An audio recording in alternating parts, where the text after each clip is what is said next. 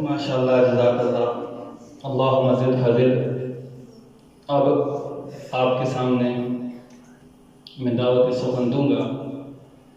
مختصر بیان کے لیے جناب محترم مولانا مظہر سلفی صاحب کو کہ وہ اسٹیج پر آئیں اور اپنے خیالات کا اظہار کریں۔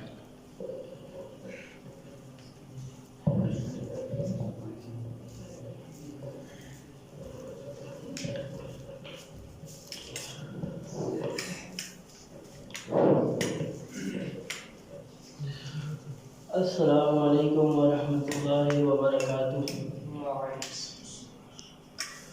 السلام علیکم ورحمۃ اللہ وبرکاتہ۔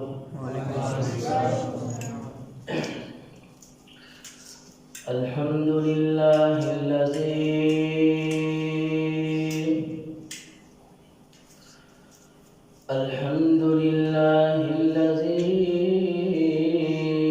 ارسل رسولہ بالہدی ودین الحق لیظہرہ علی الدین کلہ وکفی باللہ شہیدا۔ وأشهد أن لا إله إلا الله وحده لا شريك له، وأشهد أن محمدا عبده ورسوله صلى الله عليه وآله وسلم۔ أما بعد، فأعوذ بالله السميع العليم من الشيطان الرجيم۔ بسم الله الرحمن الرحيم۔ قال الله تبارك وتعالى في القرآن المجيد والفرقان الحميد: يا أيها الذين آمنوا ادخلوا في السلم كافة ولا تتبعوا خطوات الشيطان إنه لكم عدو مبين۔ صدق اللہ ومولانا العظیم۔ نہایت واجب الاحترام، معزز، مکرم، محتشم، ذی عزت، ذی وقار اور ذی شان علماء کرام، قابل صد احترام، قابل قدر بزرگوں، بھائیوں، دوستوں اور جوان ساتھیوں، اللہ احکم الحاکمین کی بارگاہ میں ہم سارے لوگ مل کے یکجا ہو کے جس قدر شکریہ ادا کریں اسی قدر تھوڑا ہے، کم ہے اور قلیل ہے کہ جس اللہ رحیم و کریم نے نہایت ہی مخدوش دور میں، وہ دور، وہ ٹائم، وہ ایام کہ ساری دنیا کو موت کے لالے پڑے ہوئے ہیں، بڑے بڑے طاقتور، پاورفل، سٹرانگ لوگ، بڑی بڑی ریاستیں، بڑی بڑی کنٹریز اس وقت خوفزدہ ہیں، وہ ایک دوسرے سے دور بھاگ رہے ہیں اور ایک دوسرے سے دور بھاگنے کی ایڈوائز کر رہے ہیں، اور آپ لوگ اہل ایمان جن کو اللہ رب العالمین نے ایمان کی، اسلام کی دولت سے نوازا ہے، آپ لوگ اللہ کے گھر میں قرآن کی محفل سجا کے بیٹھے ہیں، آپ لوگ اللہ کے گھر میں قرآن کی مجلس برپا کر کے بیٹھے ہیں، کوئی دنیا کا خوف نہیں ہے، کوئی خطرہ نہیں ہے۔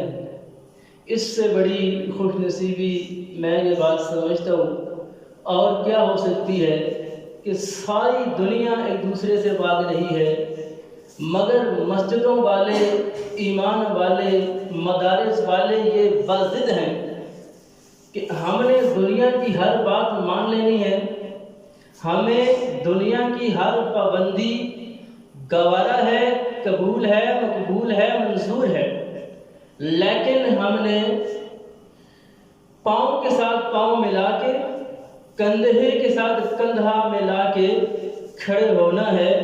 اس سے ہمیں انشاءاللہ کوئی خطرہ نہیں ہو سکتا۔ نہایت مختصر وقت میں، مختصر ترین، میں سمجھتا ہوں کہ 8-10 منٹ کے دورانیے میں کچھ باتیں آپ کے ہاں عرض کرنا چاہتا ہوں۔ اصل اور مفصل خطاب فضیلت الشیخ حضرت مولانا مفتی عبدالحمید صاحب دعوت برکاتہ العالیہ کا ہوگا۔ میں صرف اپنی حاضری کو یقینی بنانے کے لیے چند لمحے آپ کے سامنے کچھ باتیں رکھنے کی کوشش کروں گا۔ آج کل انٹرنیٹ کا دور ہے، ہر کوئی بہت زیادہ باخبر ہے، بہت معلومات رکھتا ہے۔ معلومات کا ہر انسان کے پاس ایک انبار ہے، ایک ڈھیر ہے۔ دین کی باتیں آپ کو بہت زیادہ پتہ ہے، دین کے مسائل آپ بہت جانتے ہیں۔ یہ جو محافل، یہ جو مجالس ہوتی ہیں، ان کے مقاصد میں سے ایک مقصد تذکیر بھی ہے، تجدید بھی ہے، احیاء بھی ہے۔ معنی یہ ہے، تذکیر کا مطلب ہے یاد دہانی، آپ کو معلومات ہیں ان معلومات کی یاد دہانی۔ پھر انتباہ، جو آپ کو معلومات ہیں، آپ تھوڑا بہت جانتے ہیں، انتباہ کرنا، یاد دلانا، اور پھر وہ حرکات، وہ اعمال، وہ معاملات کہ جہاں جہاں سے ہم غلطیوں، کوتاہیوں کا شکار ہیں، وہاں سے سب مل کے اپنی اصلاح کرنا، یہ مقاصد ہوتے ہیں ان محافل کے، ان مجالس کے۔ تو میں آپ کے سامنے تمام نیکیوں کی بنیاد کہ جس پر بندہ مومن کی جمی نیکیوں، تمام تر نیک اعمال، افعال اور نیک ایکٹیویٹیز کی بیس اور بنیاد ہے، میں وہ بیس اور بنیاد آپ کے یہاں رکھنے کی کوشش کروں گا کہ جس وقت وہ بیس اور بنیاد صحیح نہ ہو، اس وقت تک یہ ہمارے لمبے طویل قیام، یہ مراقبے، یہ تسبیحات و تحلیلات، یہ ہماری صدائیں، یہ ندائیں، یہ آوازیں، یہ ہمارے نفل و نوافل، یہ تسبیحات و تحلیلات، یہ قرآن کی تلاوتیں اور دیگر نیک اعمال و افعال، یہ ہمارے لیے کسی کام کے نہیں ہوں گے۔ وہ بنیاد 4 باتیں ہیں، 4 باتیں وہ بنیاد ہوتی ہیں۔ نمبر 1، وہ بات، وہ چیز اور وہ بنیاد کہ جو ایک بندہ مومن کے اندر ہونی چاہیے، تو اس کی یہ تمام عبادات اللہ اپنی بارگاہ میں تب قبول کرتے ہیں۔ وہ پہلی چیز کیا ہے؟ پہلی چیز ہے عقیدہ توحید کا ہونا اور شرک کا نہ ہونا۔ جس وقت شرک کی غلاظت اگر آپ کے اعمال کے اندر، آپ کے نظریات کے اندر، افکار کے اندر موجود ہے، آگے یا اس کی آمیزش ہے، تو آپ کی کوئی بھی عبادت اللہ رب العالمین کے ہاں قابل قبول نہیں ہوگی۔ دوسری بنیاد، دوسری چیز، دوسری شرط اعمال کی قبولیت کی وہ ہے کہ بندہ مومن جس کو عبادت سمجھ رہا ہے، جس چیز کو عبادت سمجھ کے ساتھ انجام دے رہا ہے، وہ چیز سنت و حدیث سے ثابت ہونی چاہیے۔ وہ عبادت کیفیت کے اعتبار سے بھی، تعداد و مقدار کے اعتبار سے بھی، انداز و طریق کے اعتبار سے بھی، اس کے جتنے بھی پہلو اور اعتبار بنتے ہیں وہ ہر اعتبار سے سنت و حدیث سے ثابت ہونی چاہیے۔ پہلی شرط، پہلی بنیاد، پہلی چیز، پہلی بات، عقیدے کے اندر شرک کی غلاظت نہیں ہونی چاہیے۔ نمبر دو، جس چیز کو وہ بطور عبادت سر انجام دے رہا ہے اور وہ چیز کامل طور پہ سنت و حدیث سے ثابت ہونی چاہیے۔ تیسری چیز ہے بندہ مومن کی نیت کا خالص ہونا، نیت کا خلوص، کہ اس کی نیت کے اندر کسی نوعیت کی، کسی صنف کی، کسی طرح کی کوئی بھی ریاکاری نہیں ہونی چاہیے۔ ریاکاری اور نمود و نمائش کا کوئی عنصر، کوئی ایلیمنٹ نہیں ہونا چاہیے۔ یہ تین چیزیں ہیں۔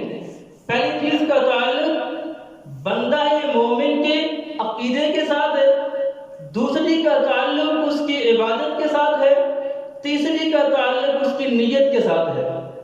یہ جب تین چیزیں کسی کے اندر پائی جاتی ہیں، تین باتیں کسی کے اندر موجود ہوتی ہیں، تو اللہ احکم الحاکمین اپنی عبادت قبول کرتے ہیں۔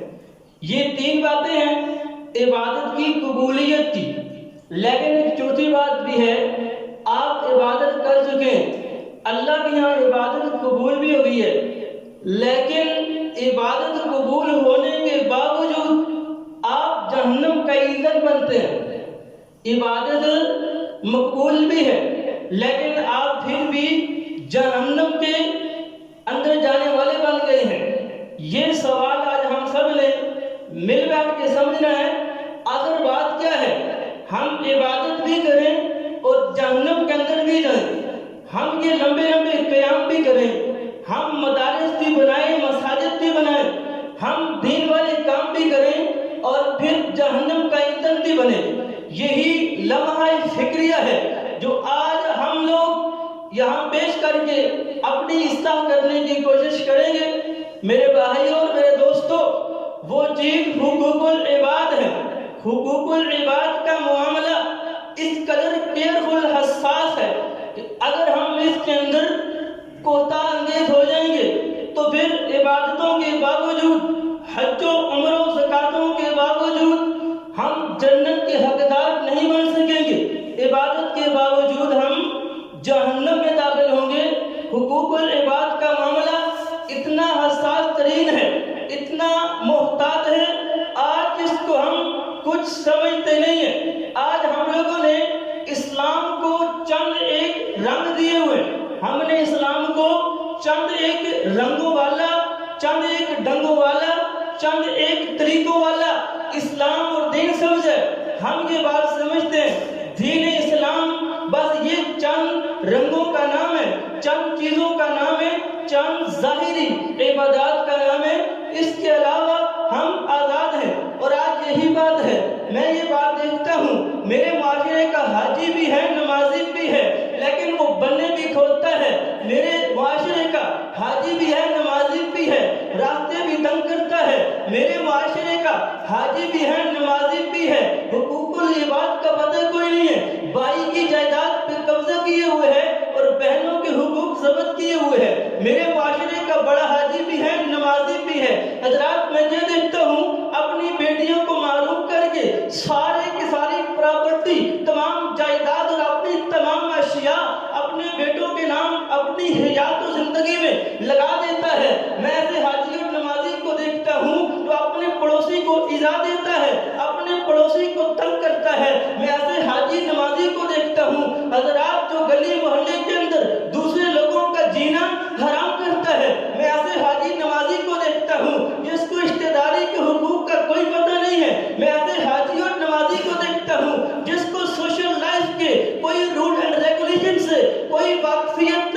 کوئی معرفت نہیں ہے، کوئی آگاہی نہیں ہے، پیسے کی دوڑ ہے، ترقی کی دوڑ ہے، پروموشن کی دوڑ ہے، کمپٹیشن، مقابلہ، کمپیریزن کی دوڑ ہے۔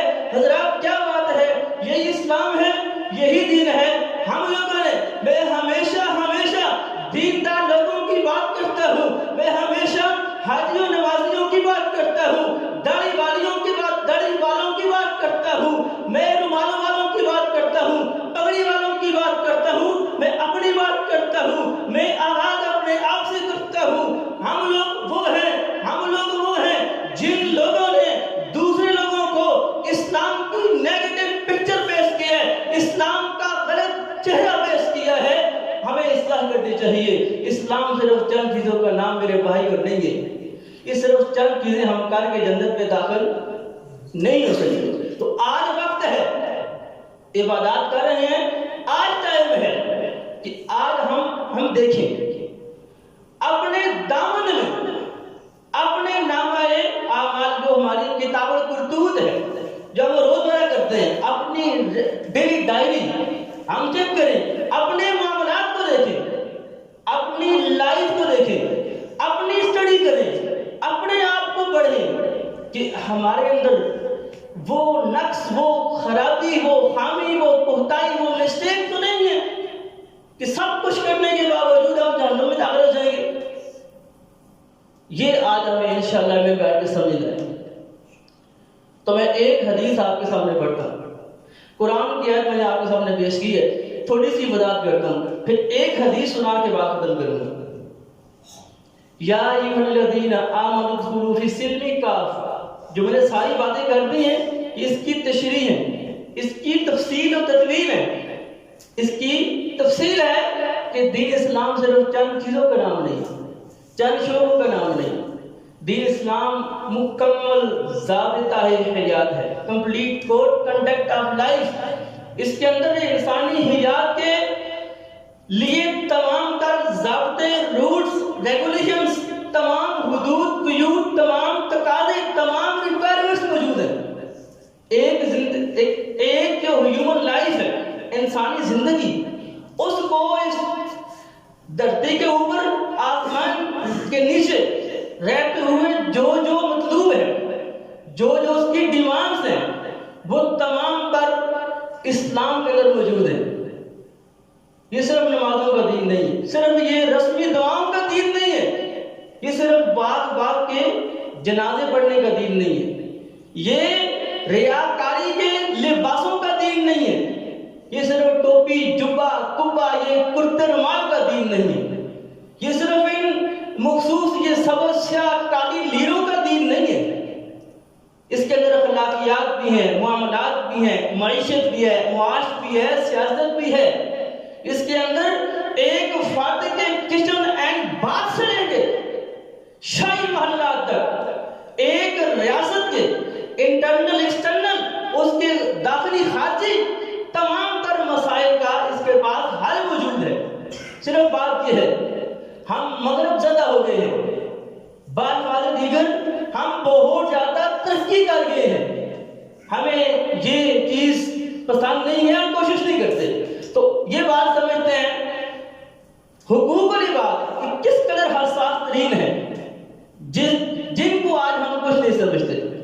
نبی علیہ السلام نے فرمایا صحابہ سے، صحیح مسلم کتاب البر والصلہ کی روایت ہے، نبی علیہ السلام کے صحابی حافظ حدیث ابو ہریرہ رضی اللہ تعالیٰ عنہ، نبی علیہ السلام کے حدیث لکھنے والے، پیغمبر کے فرامین کو جمع کرنے والے حافظ حدیث، کاتب حدیث ابو ہریرہ رضی اللہ تعالیٰ عنہ فرماتے ہیں، کہتے ہیں اللہ کے نبی نے صحابہ سے پوچھا، کہا میرے صحابہ اتدرون ما المفلس، کیا آپ جانتے ہیں غریب کون ہوتا ہے؟ اللہ کے نبی کا انداز تفہیم تھا، طریقہ تھا، سمجھانے کے لیے کوسچن کرتے تھے، سوال کر کے سمجھاتے تھے، بات سوال کے ذریعے ذہن نشین کیا کرتے تھے۔ فرمایا میرے صحابہ آپ جانتے ہیں غریب کون ہوتا ہے؟ اتنا آسان ترین سوال کر کے اتنا بڑا مسئلہ اللہ کے نبی صحابہ کو سمجھاتے ہیں، امت کو سمجھاتے ہیں۔ کہا میرے صحابہ آپ جانتے ہیں غریب کون ہوتا ہے؟ نبی کے صحابہ جواب جواب دیتے ہیں ہاں ہاں اللہ کے رسول المفلس فینا من لا درہم لہ ولا متاع. فرمایا اللہ کے پیغمبر علیہ الصلوۃ والسلام ہاں ہاں ہمارے معاشرے میں المفلس فینا ہماری لینگویج میں ہمارے محاورے میں ہمارے لب و لہجے میں ہماری لینگویج میں ہمارے روزمرے میں اللہ کے نبی مفلس اور غریب اور کنگال وہ ہوتا ہے جس کے پاس مال و متاع نہ ہو, جس کے پاس دنیا کا سرمایہ نہ ہو, دولت نہ ہو. میں تشریح کرتا ہوں جس کے پاس یہ بڑی بڑی پراپرٹیز کے بینک بیلنس نہ ہو, یہ گاڑیاں نہ ہو, جائیدادیں نہ ہو. اللہ کے نبی ہمارے معاشرے میں ہم اس کو غریب سمجھتے ہیں, ہم اس کو غریب کہتے ہیں, تصور کرتے ہیں.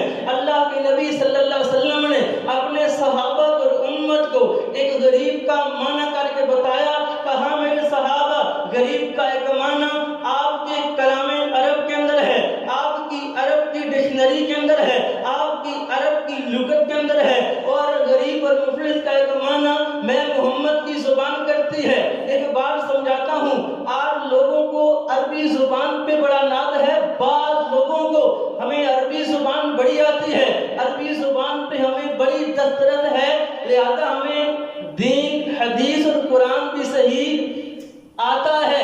تو نبی کے صحابہ عربی کے امام تھے, عربی کے شہراء تھے, وہ جانتے تھے. لیکن ایک چیز کا معنی کلام عرب میں اور تھا اور کلام احمد مصطفیٰ میں اور تھا. لفظ عربی زبان کا ہے, ورڈ عربک لینگویج کا ہے, لیکن اس کی تشریح نبوت کی زبان کرتی ہے. تو کلام عرب کا وہ معنی جس کی تشریح نبوت کی زبان کرتی ہے, تو وہ والی تشریح ایکسپٹ کی جائے گی, قبول کی جائے گی. سمجھ آ گئی آپ لوگوں کو؟ بعض لوگوں کو بڑا ناز ہے جی کہ بس کلام عرب کا آ جانا لازمی ہے فہم شریعت کے لیے, یہ بنیاد ضرور ہے. لیکن اللہ کے نبی کو بھی دیکھنا, اللہ کے نبی نے عربی الفاظ کا کیا معنی کیا ہے. تو برحال اللہ کے نبی نے فرمایا میرے صحابہ ایک معنی مفلس کا غریب کا میں کرتا ہوں. فرمایا المفلس من امتی من یأتی یوم القیامت بصلاۃ و زکاۃ و صیام. فرمایا میرے صحابہ ایک مفلس اور غریب آپ کے معاشرے کا ہے, اور ایک مفلس اور غریب میری امت کا ہے. ایک مفلس اور غریب وہ ہے جو قیامت کے دن آئے گا, بارگاہ رب العالمین کے اندر روزے بھی اس کے پاس ہوں گے, رمضانی بھی ہوگا, صائم بھی ہوگا, وہ زکاتی بھی ہوگا, صلاتی بھی ہوگا, نماز پڑھنے والا بھی ہوگا. 3 عبادات کا ذکر کر کے تو اللہ کے نبی نے شعبہ عبادات کی طرف اشارہ کر دیا. یہ بھی ایک اسلوب ہوتا ہے حدیث سمجھنے کا, یہ بھی اسلوب ہوتا ہے. صرف اردو کی 2 کتابیں پڑھ کے, چھوٹی چھوٹی کتابیاں رسالے پڑھ کے دین سمجھ نہیں آتا. انٹرنیٹ پہ کلک کر کے دین سمجھ. آج بڑے بڑے افلاطون ہیں, فیس بک والے, یوٹیوب والے, وہ سمجھتے ہیں علماء کا فائدہ کچھ نہیں ہے, یہ مدرسے بند نشے ہیں. آج کل مجھے پتہ کہتے جی آج کل ہر چیز ٹرانسلیٹڈ ہے. ہمیں کیا ضرورت ہے ہم 9 سال لگائیں 10 سال لگائیں, ہر چیز ٹرانسلیٹڈ ہے. میں قرآن کی تفسیر پڑھتا ہوں, میں بخاری پڑھتا ہوں. میں نے کہا آپ کو بسم اللہ کی بات کا مطلب نہیں آتا ہے. علماء کو بائی پاس کر کے دین سمجھنا گمراہی ہے. دین آسان ہے, اس کا مطلب یہ نہیں کہ علماء کو آپ کچھ بھی نہ سمجھیں. علماء کی تاکید کرتے ہوئے دین سمجھیں گے تو جسٹس جاوید گاندھی بنیں گے, حمید الدین فرائی بنیں گے, وحید الدین جانتے ہیں مولوی وحید الدین کے گمراہ مولوی ہیں, یہ بنیں گے. منکرین حدیث بنیں گے, منکرین قرآن بنیں گے, تکفیری بنیں گے, خوارج بنیں گے.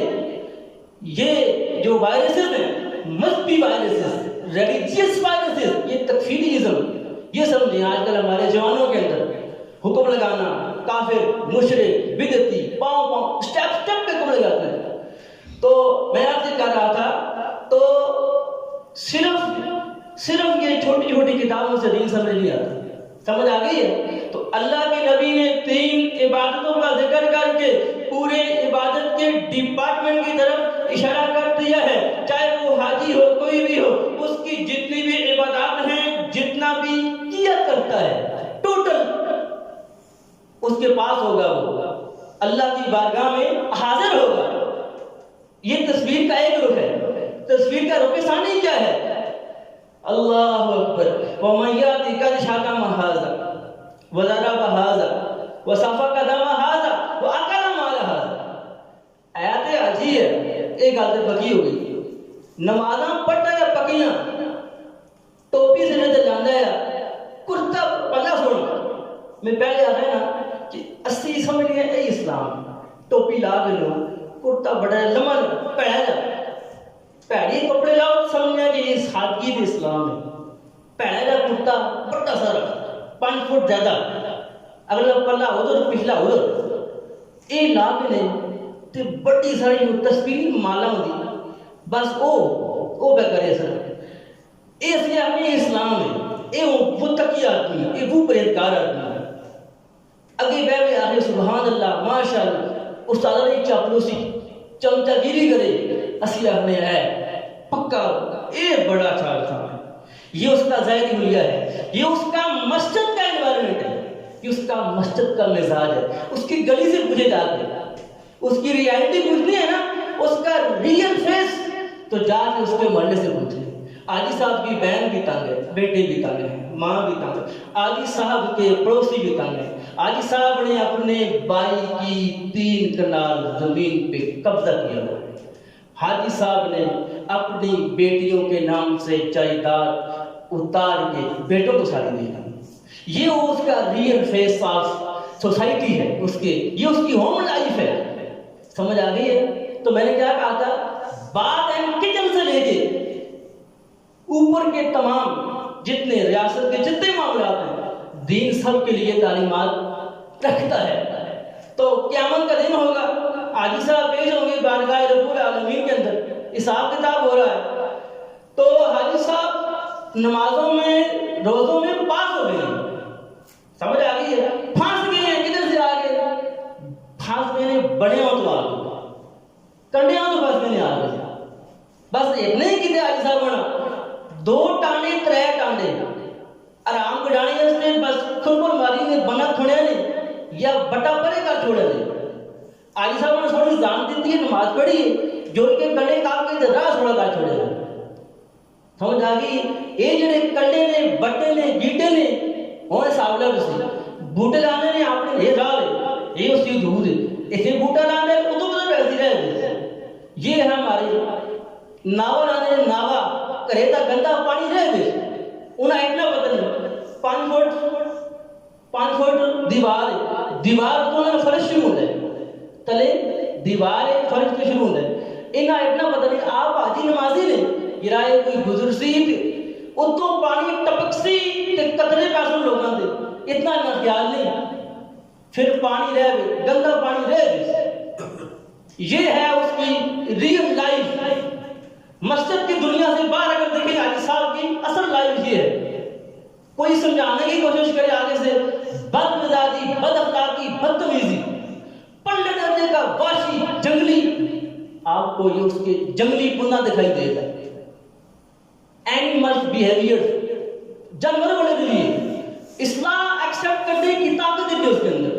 ادھر ربی صاحب میں بیٹھتا ہے آگے استاد نے چپڑے سے استاد غلط نہیں کرنا، استاد روٹی چاہ دیتی ہے، پراٹھے چاہ دیتی لسی چٹنی چاہ دیتی ہے، مکئی روٹی ساتھ ماشاء اللہ تسی ہے اور کوئی بھی نہیں، چمچا گیری کر کے تاکہ استاد میرے بارے میں غلط نہیں کرے، ایسے مولوی ہوتے ہیں۔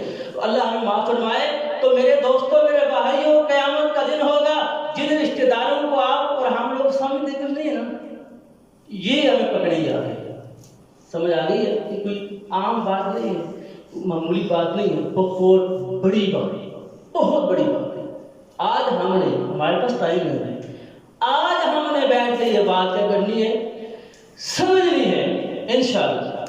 تو پھر اگے کیوں سی ہوں ایسا بڑی پھانس میں نہیں آ گئی، اسے پین بھی آ گئی، اسے بن بھی آ گئے، اتنے جناب لالا بھی آ گئے نے، کاکا بھی آ گئے نے، اتنے جی پرلے مڑے کا بندہ بھی آ گئے، چوتھے گرہ پچھوں بھی آ گئے، کہتا جی میرے کنے کبے، دوسرا آتا ہے بٹا چاہے، تیسرا آتا ہے رات تنگ کیتا، چوتھا آتا ہے میری زمین تو بھی دی، زمین دب کے جو کہ آج کل آتا ہے ہر سال سود کا کام کرتا ہے، پراپرٹی کا کام کرتا ہے، دونوں پر کام کرتا ہے، سارا کام دونوں پر ہے، اس کا سارا کام کرپٹ آدمی ہے، ادھر پھنس جائے گا۔ ابھی وہ کہیں گے اللہ ہمیں یہ سب کچھ لٹایا جائے واپس، دنیا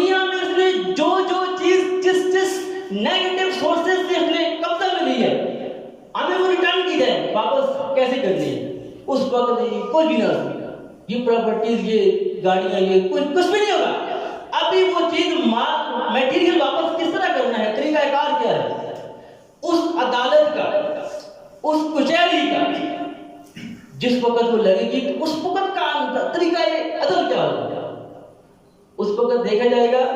حاجی صاحب کی جتنی بھی عبادات نے، ساری نیک کام جتنے ہیں نا، سارے کے سارے یہ چاہ کے انہاں پراواں پینا ماسیاں دادیاں گوانڈیاں انہاں سارے چاہ کے سنا حاجی صاحب نے باتاں ختم لیکن لینڈ لگی دی، ارے کاکے مامے سارے رہندے نے، پتریے پا کے رہندے نے، لینڈ لگی دی۔ حاجی صاحب کا کھاتا لے بول، دنیا کی نمازیں کیا ختم، روزے ختم، آج شاید عمر گئے، تسبیح طوافاں گئے، حاجی صاحب دی پٹھڑی ہو گئی خالی، ٹوکری خالی ہو گئی۔ ابھی کیا ہو گیا؟ وہ بندے کہتے ہیں ہمیں تو چاہیے، ہم تو لیں گے بھائی، اللہ آپ نے وعدہ کیا تھا نا، وعدہ تھا نا ہر کسی کو انصاف ملے گا، ہمیں بھی چاہیے۔ ابھی پھر کیا ہوگا؟ پھر ان لوگوں کے گناہ، انہوں دیا یاشیاں، انہوں دیا یاشیاں، سرکشیاں، بغاوتاں، وہ ان کے گناہ اٹھا کے حاجی صاحب کو دے دیے جائیں گے، حاجی صاحب کے پلڑے میں ڈال دیے جائیں گے۔ پھر کیا ہوگا؟ نیکیوں سے دامن پہلے ہی خالی، ابھی گناہ بھی آگے، حاجی صاحب پکڑ کے، ٹھیک ہے نا، رسی پا کے گھسیٹ کے حاجی صاحب سیدھا جنم دیتے۔ یہ دن اللہ ہمیں کبھی نہ دکھائے، نمازیں پڑھ کے، روزے رکھ کے، عبادات کر کے بھی، ٹھیک ہے۔ تو دین مکمل ضابطہ حیات ہے، کچن اینڈ باتھ سے لے کے آپ کی کنٹری کے تمام مسائل کا، آپ کی لائف کے تمام مسائل کا حل ہے، صرف ہم حل تلاش کرنے کی کوشش نہیں کرتے۔ سمجھ آ گئی ہے؟ عظمت قرآن، مان کی شان، ٹھیک ہے۔ اور ہم سنتے کیا ہیں، یہ ہماری ڈیمانڈز کیا ہیں، ہمارے ساتھ یہ المیہ ہے کیوں، یہ پرابلمز کیوں ہیں، ہم سنتے کیا ہیں، ہم سنتے ہیں ٹین ٹین بام بام، شیر، پنجابی کے شیر اسی سننے ہیں، ساری ڈیمانڈ نے، بس موڑی صاحب لگے رہا کوئی کتوں اسی بس سنتے رہا چاہتا نہیں رہتے، 10 منٹ چاہتا دیے ایمان شان 10 منٹ تازہ رہتے، لیکن پھر پتہ کوئی نہیں، بدعمالیاں دور نہیں ہوتی۔ اصل بات یہ ہے دعوت و تبلیغ دعوت کے بدعمالیوں کو جا کے ٹکرائے، جس چیز کا رد ہو رہا ہے نا اس کو پتہ نہ چلے گا مسئلہ۔ یہ جو میاں مٹھو والے انداز، یہ انداز میں خراب کر گئے۔ تو میں سمجھتا ہوں بات بہت زیادہ لمبی ہو گئی ہے، بڑی معذرت، اللہ رب العالمین سے دعا گو، غلطیاں بتائی جو بھی ہے وہ میری طرف سے ہے، صحیح بات ہے وہ اپنی بارگاہ میں قبول کرتے ہوئے اللہ ہمیں اس دن سے بچائے، اللہ ہمیں اس دن سے ہمیشہ بچائے، اور اب بھی تیاری کرنے کی توفیق دے۔ وآخر دعوانا ان الحمد للہ۔